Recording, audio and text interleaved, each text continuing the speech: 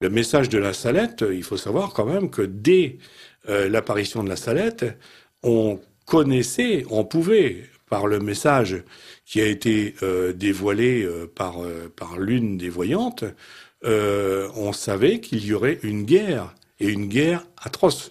Parce qu'il faut quand même, on parle toujours de la Première et de la Seconde Guerre mondiale, et on a raison, mais la guerre de 1870 a été une guerre atroce pour les Français. Des milliers de morts, et en même temps un bouleversement pour tout le monde. Hein. Et ensuite, Notre-Dame de Lourdes et Notre-Dame de Pontmain ont délivré le même message, c'est-à-dire garder foi et garder l'espérance. Et ça, on le trouve pratiquement chez tous les poètes de l'époque, c'est-à-dire, surtout chez Péguy d'ailleurs, qui a écrit un très beau Porge de la deuxième vertu, la deuxième vertu étant justement l'espérance. Et ce sont des poètes qui sont allés, ou des auteurs qui sont allés sur ces sites d'apparition mariale. Alors certains y sont allés en pèlerinage ou pour voir, ce qu'on ne peut pas voir, mais pour s'imprégner de quelque chose qui. Je pense que tous sont allés à Lourdes. Personne, à ma connaissance, n'est allé à Pontmain. Et presque tous sont allés à la Salette.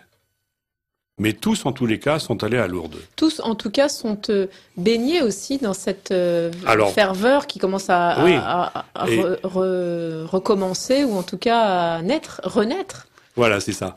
La ferveur commence à être une ferveur locale, disons. Populaire. C'est comme ça que locale, ensuite populaire. Ensuite, les intellectuels se sont ralliés par l'intermédiaire des journalistes.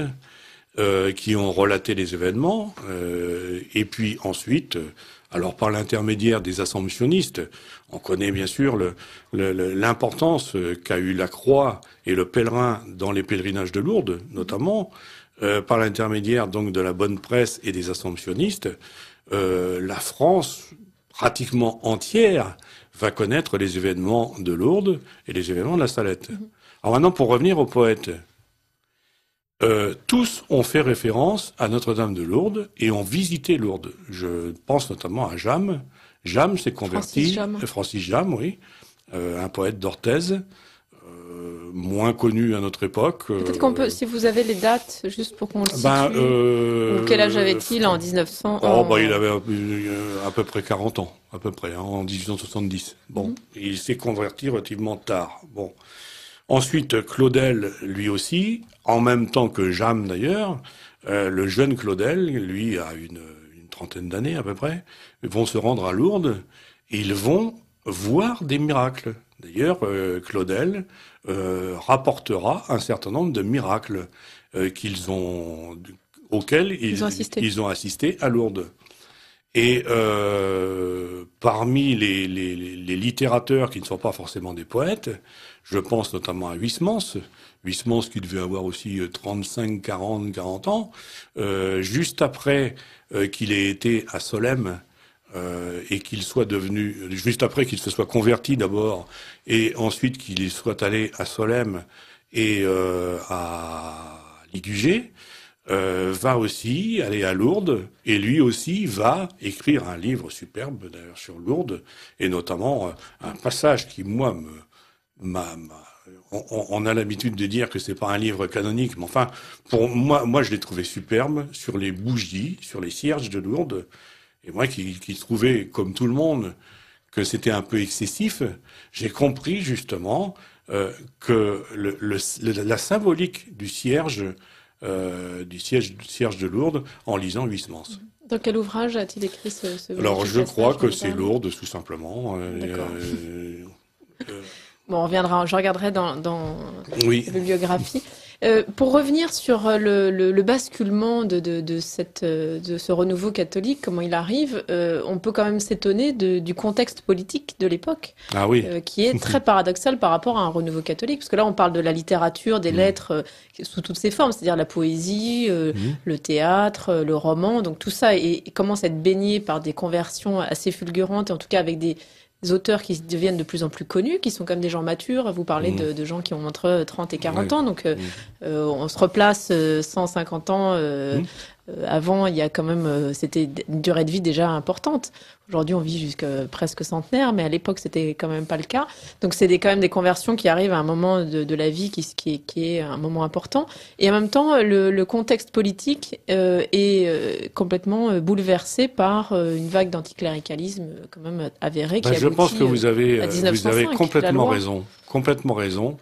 Et je pense que le catholicisme n'a jamais été aussi fort que dans les périodes de persécution.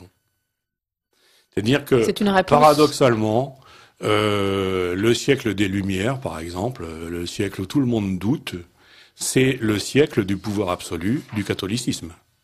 C'est la période de Louis XVI, Louis XV, Louis XVI. Or, et ce sont quand même des rois de droit divin. Le catholicisme est obligatoire. On n'a pas le droit d'être athée, ou du moins on n'a pas le droit de le dire. La France est la fille aînée de l'Église. La France reste la fille aînée de l'Église, et elle restera la fille aînée de l'Église après, mais on ne le dira plus. Mais c'est une période de doute, et c'est une période de neutralité sur le plan religieux. Et on s'aperçoit que, après les événements, après notamment le concordat signé par Napoléon, et ensuite, après Louis-Philippe, après les deux rois, Charles X, Louis-Philippe, etc., on s'aperçoit que la France regagne un petit peu sur le plan religieux, sur le plan, de la religion d'État, et si bien que la religion a tendance à s'estomper. En termes de pratique ? En termes de pratique notamment, il y a plus personne pratiquement du temps justement de Chateaubriand notamment. Hein. Bien sûr, on parle toujours du Te Deum de Notre-Dame en 1802, mais le Te Deum de Notre-Dame, c'est un acte politique, c'est pas un acte religieux. Hein. Napoléon avait besoin d'un Te Deum.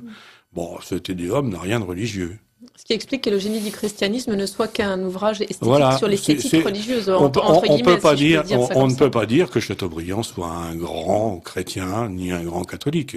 Chateaubriand, puisque, tenez une anecdote particulière qui vous en dira long sur Chateaubriand, l'abbé Guéranger, l'abbé de Solesmes, avait besoin d'argent, et si bien qu'il a fait appel à toutes les bonnes volontés pour la construction ou la reconstruction, plus exactement, du monastère de Solesmes. Bon.